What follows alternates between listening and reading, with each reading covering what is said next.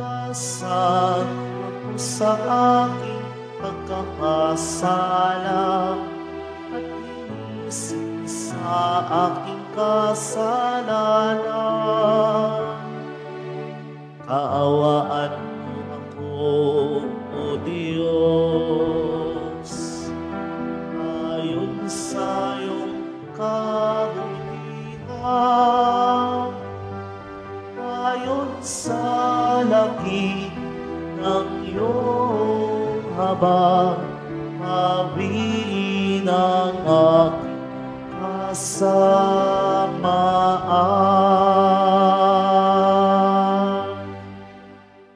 Simulan na po natin ang ating banal na pagdiriwang sa ngalan ng Ama, ng Anak at ng Espiritu Santo. Amen. Ang pagpapala ng ating Panginoong Hesukristo, ang pag-ibig ng Diyos Ama, at ang pakikipagkaisa ng Espiritu Santo naway sumainyong lahat. At sumaiyo rin. Mga kapatid, aminin natin ang ating mga kasalanan upang tayo ay maging marapat gumanap sa banal na pagdiriwang na ito. Inaamin ko sa makapangyarihang Diyos At sa inyo mga kapatid, naluba akong nagkasala sa isip, sa salita at sa gawa, at sa aking pagkukulang. Kaya isinasamo ko sa mahal na Birheng Maria, sa lahat ng mga anghel at mga banal, at sa inyo mga kapatid na ako'y panalangin sa Panginoong ating Diyos. Kaawaan tayo ng makapangyarihang Diyos. Patawarin tayo sa ating mga kasalanan at patnubayan tayo sa buhay na walang hanggan. Amen. Panginoon, kaawaan mo kami. Panginoon, kaawaan mo kami. Kristo, kaawaan mo kami. Kristo, kaawaan mo kami. Panginoon, kaawaan mo kami. Panginoon, kaawaan mo kami. Manalangin tayo. Ama naming makapangyarihan, kaming napapasubasob dahil sa aming kahinaan, ay makabango nawa at makapanindigan, pakundangan sa pagpapakasakit ng iyong anak. Kasama mo at ng Espiritu Santo, magpa sa walang hanggan. Amen. Magsiupo muna po ang lahat. Pagbasa mula sa aklat ni Propeta Isaías. Ito ang lingkod ko na aking itataas, na aking pinili at kinalulugdan. Ibubuhos ko sa kanya ang aking espiritu, at sa mga bansa ay siya ang magpapairal ng katarungan. Mahinahon at banayad kung siya'y magsalita, ni hindi magtataas ng kanyang tinig. Ang marupok na tamboy hindi babaliin, ilaw na andap-andap, di niya papatayin, at ang katarungan ang paiiralin. Di siya mawawala ng pag-asa, ni masisiraan ng loob. Paghahariin niya ang katarungan sa daigdig. Ang mga bansa sa malayo ay buong pananabik na maghihintay sa kanyang mga tupa. Ang Diyos ang lumikha't nagladlad ng kalangitan, lumikha ng lupa at nagbigay buhay sa lahat ng bagay dito sa daigdig. At ngayon ang Panginoong Diyos ay nagsabi sa kanyang lingkod, Akong Panginoon, tumawag sa iyo, binigyan kita ng kapangyarihan upang pairalin ang katarungan sa daigdig. Sa pamamagitan mo ay gagawa ako ng pakikipagtipan sa lahat ng tao at magdadala ng liwanag sa lahat ng bansa. Ikaw ang magpapadilat sa mga bulag at magpapalaya sa mga bilanggo ng kadiliman. Ang salita ng Diyos. Salamat sa Diyos. Panginooy aking tanglaw, siya'y aking kaligtasan. Panginooy aking tanglaw, siya'y aking kaligtasan. Tanglaw ko'y ang poon na aking kaligtasan. Kaya walang takot ako kanino man. Sa mga panganib kanyang iingatan, kaya naman ako'y walang agam-agam. Panginoy aking tanglaw, siya'y aking kaligtasan. Kung ang aking buhay ay pagtatangkaan, niyong masasama, sila'y mabubuwal. Panginoy aking tanglaw, siya'y aking kaligtasan. Kahit salakayin ako ng kaaway, magtitiwala rin ako sa may kapal. Panginoy aking tanglaw, siya'y aking kaligtasan. Ako'y nananalig na bago mamatay. Masasaksihan ko ang iyong kabutihan na igagawad mo sa mga hinirang. Sa Panginoong Diyos tayo'y magtiwala, ating patatagin ang paniniwala. Tayo ay umasa sa Kanyang kalinga. Panginoy aking tanglaw, siya'y aking kaligtasan. Magsitayo na po ang lahat.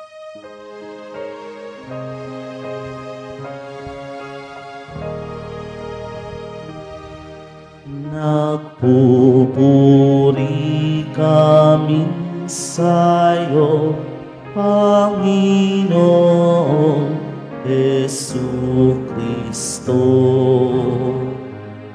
Nagpupuri kami sa'yo, Panginoong Jesucristo. Nagpupuri kami sa'yo, Hari namin, Jesucristo, ang pagdamay mo sa tao ay talagang patotoo na kami minamahal mo. Nagpupuri kami sa'yo, Panginoong Jesucristo.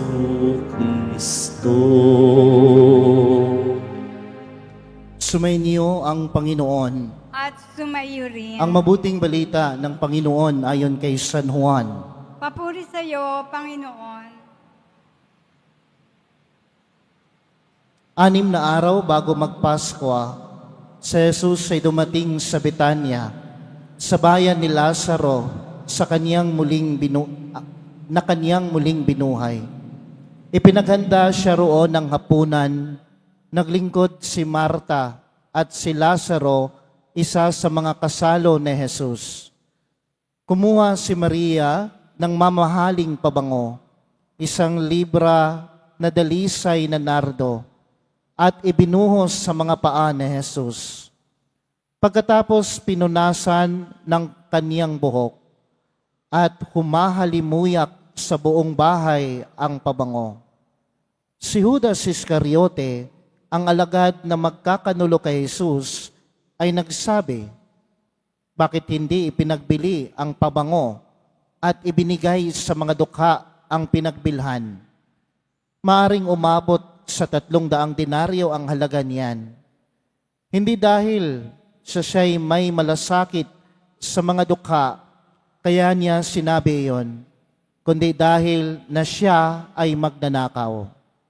Siya ang nag-iingat ng kanilang salapi at kinukupit niya ito.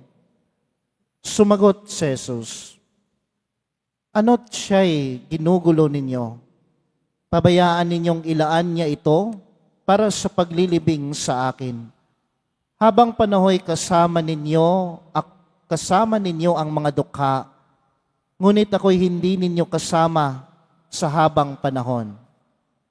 Nabalitaan ng maraming Hudyo na si Jesus ay nasa Betanya, kaya't pumaroon sila.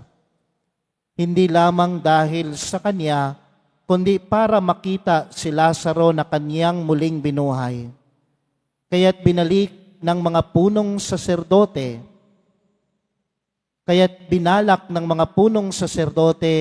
na ipapatay rin si Lazaro, sapagkat dahil sa kanya'y maraming Hudyo ang humihiwalay na sa kanila at nananalig kay Jesus.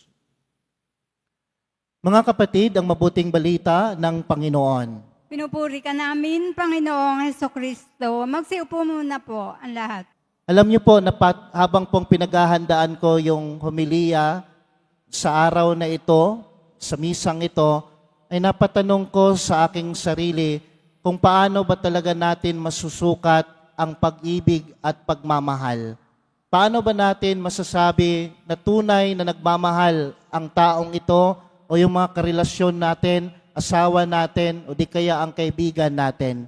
May sukatan ba sa pagmamahal? May sukatan ba ang pag-ibig? Diba? Kaya yan po yung natanong ko sa sarili ko. At sinasabi ng karamihan na kung paano natin masusukat ang taong nagmamahal, ang ipinadama ng pagmamahal ng isang tao sa atin, ay makikita daw natin doon sa kanyang gawa. Diba? Kasi po, kapag sinasabi po nating, sinasabi ninyong, I love you, minsan napifake po yung sinasabi nating mahal kita. Minsan napifake natin yung sinasabi natin na tawag niyan, mahal natin ang isang tao, pero minsan malayo naman ito sa realidad na pinapakita ng isang tao. Di ba? Kaya nga masusukat ang tunay na nagmamahal kung pinapakita niya doon sa ginagawa niya. Kapag sinasabi nating, patawarin mo ako, pero, o nga, napatawad ka nga, pero sa araw-araw naman na ginagawa mo, parang taliwas naman doon sa sinasabi mo na humingi ka ng pagpapatawa doon sa iyong kapwa sapagkat paulit-ulit mo pa rin ginagawa mo ang mga bagay na hindi naaayon doon sa Diyos at hindi naaayon doon sa kapwa. Sinasabi mo sa Diyos, Panginoon, mahal na pong Jesus Nazareno, mahal ko po kayo. Gusto ko na pong magbago, gusto ko na pong magpatawad. Pero malayo naman yan sa pinapakita mo doon sa sinasabi mo. Mahal mo nga ang Diyos, pero ang pinapakita mo naman doon sa iyong kapwa ay malayo naman doon sa sinasabi mo. Hindi ka madasalin, hindi ka nagsisimba, hindi ka gumagawa ng mga kabanalang bagay na naaayon sa kalooban ng Diyos sa Kanyang salita. Diba? Sabi ko nga sa inyo, madaling sabihin na mahal kita, mahal natin ng Diyos, mahal natin ang ating kapwa, pero malayo naman doon sa ating ginagawa. Ulit, mga kapatid, nasusukat ang tunay na pagmamahal kung nakikita ito sa ginagawa natin. Bakit ko po yan nabanggit sa inyo, mga kapatid? Sapagkat sa ating ebanghelyo ngayon, nakita at narinig natin na tunay ngang nagmamahal si Maria sa ating Panginoon. Si Maria na kapatid ni Marta at ni Lazaro na mga kapwa-kaibigan ng ating Panginoong Hesukristo. If we try to look at and reflect the attitudes of Mary in our gospel, masasabi talaga natin na hindi lamang sinasabi ni Maria na mahal niya ang ating Panginoon, pero nakikita ito sa kaniyang gawa. Sa ating ebanghelyo, binuhusan ni Maria ang paa ng ating Panginoon ng isang mamahaling pabango. Pero si Judas ay sinuway niya ito. Sabi niya na sayang naman itong pabangong ito, kung ibibenta na lang sana ito, ay magkakaroon sana ito ng pera. Pero ito po yung tandaan ninyo, ang taong tunay na nagmamahal ay hindi po kuripot. Tama po ba? Ang taong tunay na nagmamahal ay binibigay niya kung ano ang meron siya doon sa kaniyang minamahal. At if we try to look at the attitude of Mary, the action of Mary in our gospel, ulitin ko po, siya po ang tunay na nagmamahal sa ating Panginoon. Sapagkat hindi niya inaalintana ang isang pabangong mahal. Di ba? Hindi niya inaalintana, iniisip na sayang ito kapag ibuhos ko ito sa paa ng aking Panginoon na pwede ko sanang magamit na maaring tama si Judas na pwedeng ibenta. Pero dahil mahal niya ang ating Panginoon at nakita ito sa kaniyang gawa, binuhusan niya at hindi niya iniisip kung mahal man ito, kung mura man itong pabango. Basta naibigay niya kung ano ang nararapat na regalo niya sa ating Panginoon. Kaya mga kapatid, sa buhay natin, tularan sana natin si Maria sa ating ebanghelyo. Kung gusto nating magbigay sa ating Panginoon ng pagmamahal, makita sana natin ito sa ating gawa at hindi lamang sa ating salita, no? Kasi uulitin ko po, ang sukatan ng tunay na pagmamahal ay makikita through our action, through our kilos at ang ating gawa. Di ba? Patunayan natin sa Diyos, patunayan natin sa kapwa na mahal natin sila at humihingi tayo ng patawad. Paanong paraan? Makikita sa ating gawa, sa ating action. Kabanalan, kabutihan, pagmamahal, at higit sa lahat, nagmaganda ang pakikitungo mo doon sa iyong karelasyon, sa iyong asawa at sa iyong kapatid.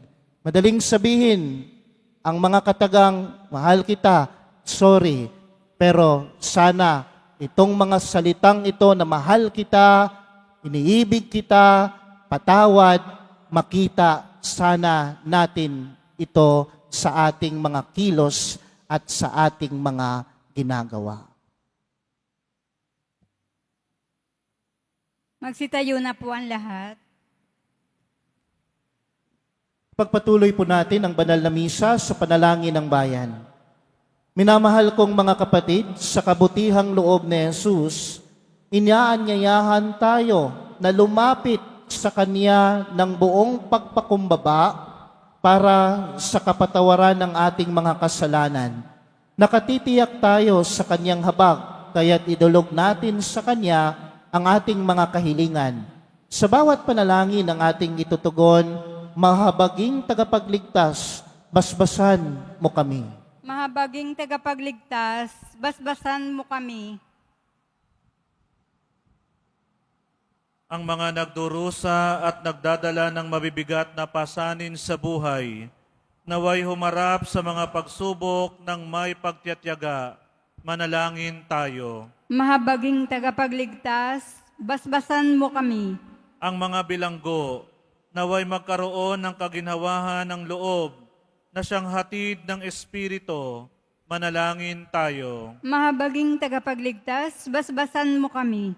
Tayo naway magbigay ng tulong sa mga dukha, manalangin tayo. Mahabaging tagapagligtas, basbasan mo kami. Ang mga may sakit, naway makakuha ng tapang at lakas mula sa krus ni Kristo, manalangin tayo. Mahabaging tagapagligtas, basbasan mo kami. Ang mga naunang lumisan sa buhay na ito, naway magpahinga sa kapayapaan ng Diyos, manalangin tayo. Mahabaging tagapagligtas, basbasan mo kami. Ama, isinugo mo sa amin ang iyong anak sa isang misyon dahil sa iyong habag sa sangkatauhan. Ipagkaloob mo na sa pamamagitan ng kanyang presensya sa aming buhay, lagi kaming paginhawain sa kanyang kabutihang loob at lakas. Hinihiling namin ito sa pamamagitan ni Kristo na aming Panginoon. Amen. Magsiupo muna po ang lahat.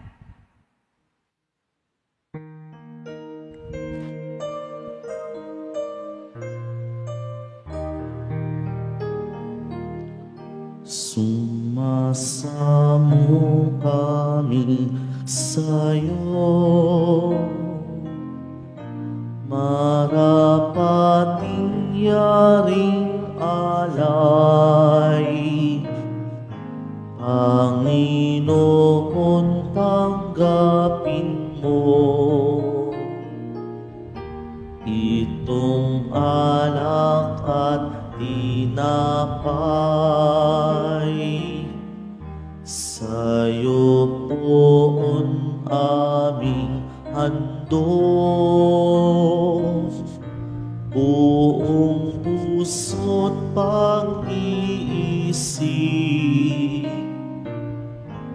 Ilayo mo sa panganib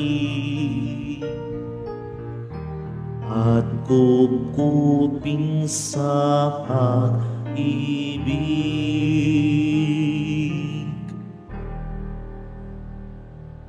Magsitayo na po ang lahat. Manalangin kayo mga kapatid upang ang paghahain natin ay kalugdan ng Diyos amang makapangyarihan. Tanggapin nawa ng Panginoon itong paghahain sa iyong mga kamay, sa kapurihan niya at karangalan, sa ating kapakinabangan at sa buong sambayanan niyang banal.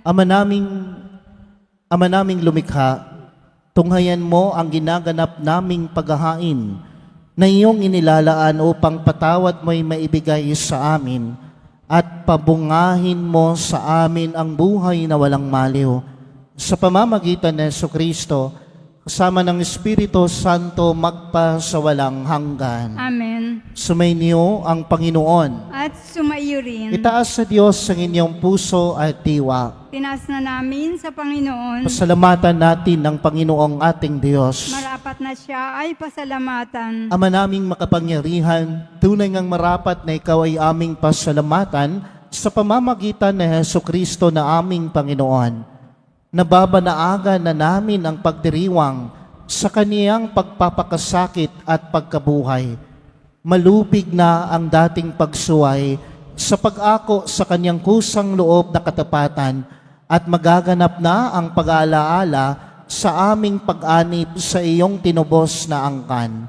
Kaya kaysa ng mga anghel na nagsisiawit ng papuri sa iyo nang walang humpay sa kalangitan, kami ay nagbubunyi sa iyong kadakilaan. Santo, Santo, Santo, Panginoong Diyos ng mga hukbo, napupuno ang langit at lupa ng kadakilaan mo. Hosana sa kaitaasan, pinagpala ang naparirito sa ngalan ng Panginoon. Hosana sa kaitaasan, magsiluhod po ang lahat.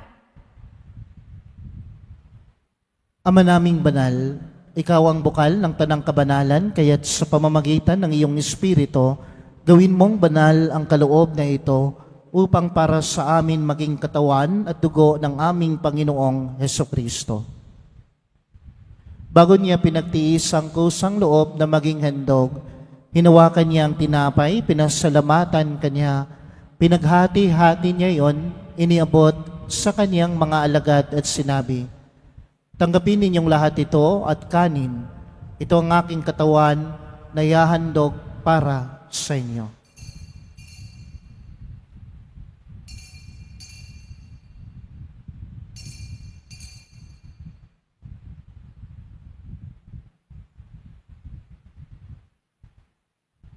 Gayon din naman, matapos ang hapunan, hinawakan niya ang kalis, muli kanyang pinasalamatan. Iniabot niya ang kalis sa kanyang mga alagad at sinabi, "Tanggapin ninyong lahat ito at inumin. Ito ang kalis ng aking dugo, ng bago at walang hanggang tipan. Ang aking dugo na ibubuhos para sa inyo at para sa lahat sa kapagpapatawad ng mga kasalanan. Gawin ninyo ito sa pag-alala sa akin."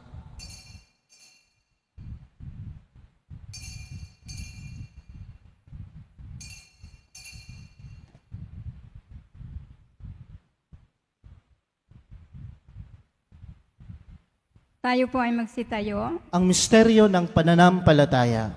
Si Kristo'y namatay, si Kristo'y nabuhay, si Kristo'y babalik sa wakas ng panahon.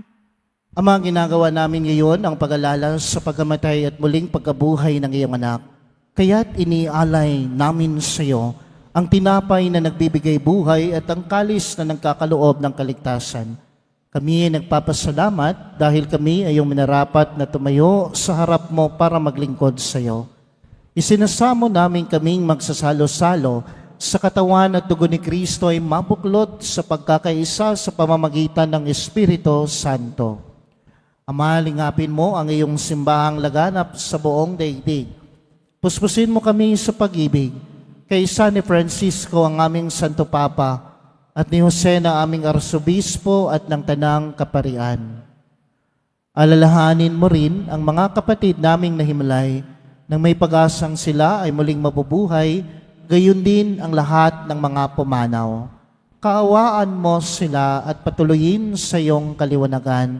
Kaawaan mo at pagindapatin kaming lahat na makasalo sa iyong buhay na walang wakas, kay isa ng mahal na Birheng Maria na Ina ng Diyos, ng kabiyak ng puso niyang si San Jose, kay isa ng mga apostol ni San Juan Bautista at ng lahat ng mga banal na namuhay dito sa daigdig ng kalugod-lugod sa iyo. May pagdiwang nawa namin ang pagpupuri sa kararangal mo sa pamamagitan ng iyong anak na aming Panginoong Hesukristo. Sa pamamagitan ni Kristo kasama niya at sa Kanya, ang lahat ng parangal at papuri ay sa iyo, Diyos samang makapangyarihan, kasama ng Espiritu Santo magpa sa walang hanggan. Amen. Sa tagubilin ng mga nakagagaling na utos at turo na Jesus na Panginoon natin at Diyos, ipahayag natin ng lakas loob. Ama namin, sumasalangit ka, sambahin ang ngalan mo. Mapasa amin ang kaharian mo, sundin ang loob mo dito sa lupa para nang sa langit. Bigyan mo kami ngayon ng aming kakanin sa araw-araw at patawarin mo kami sa aming mga sala para nang pagpapatawad namin sa mga nagkakasala sa amin at huwag mo kaming ipahintulot sa tukso at iadya mo kami sa lahat ng masama. Hinihiling namin kami Diyos sa lahat na masama. Pagkalooban ng kapayapaan araw-araw, iligtas sa kasalanan at ilayo sa lahat ng kapahamakan, samantalang aming pinananabikan ng dakilang araw ng pagpapahayag ng tagapagligtas naming sa Hesukristo.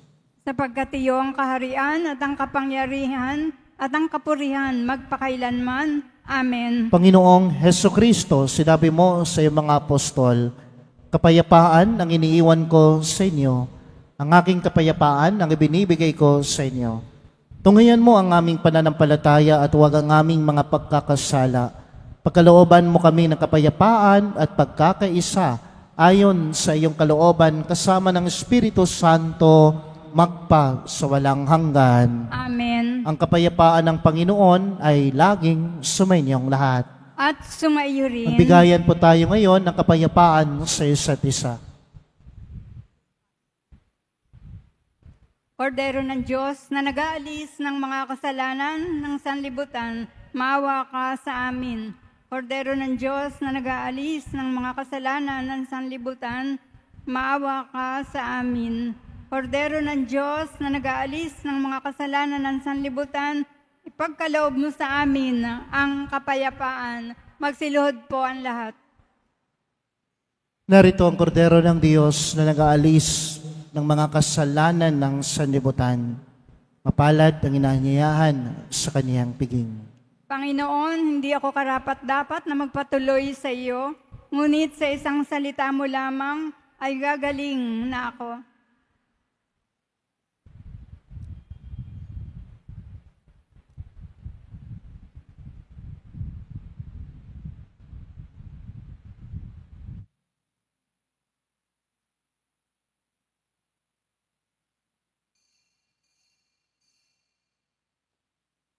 Para po sa lahat ng tatanggap ng banal na komunyon, sasagot po tayo ng amen ng pagkasabi ng pari o ng lay minister ng katawan ni Kristo at isubo agad sa bibig bago umalis sa harapan ng pari o ng lay minister.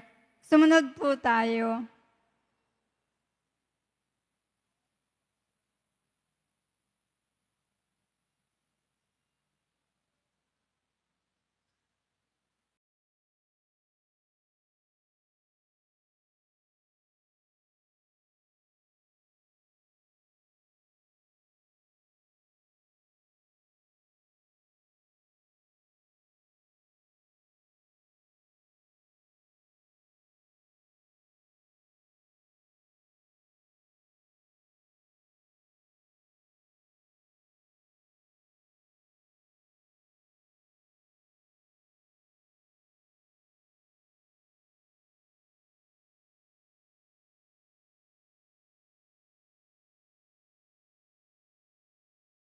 Tayo na po ang lahat. Manalangin tayo.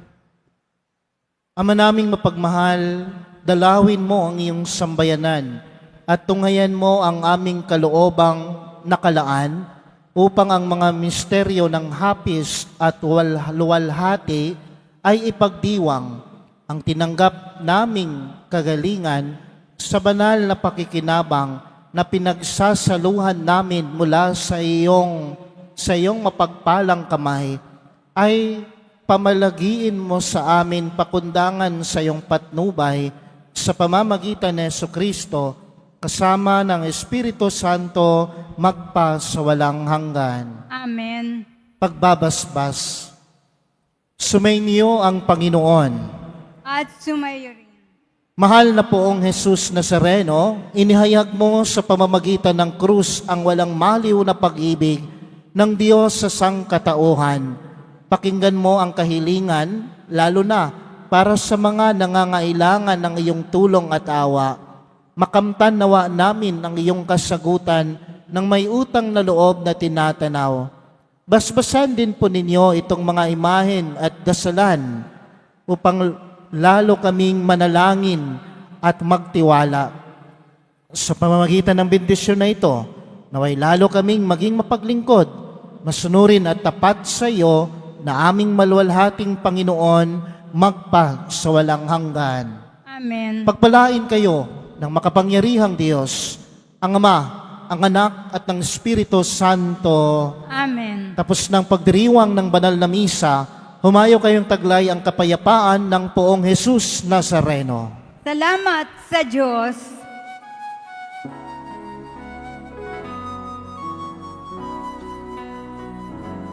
Nuestro Padre Jesus Nazareno, sinasamba ka namin.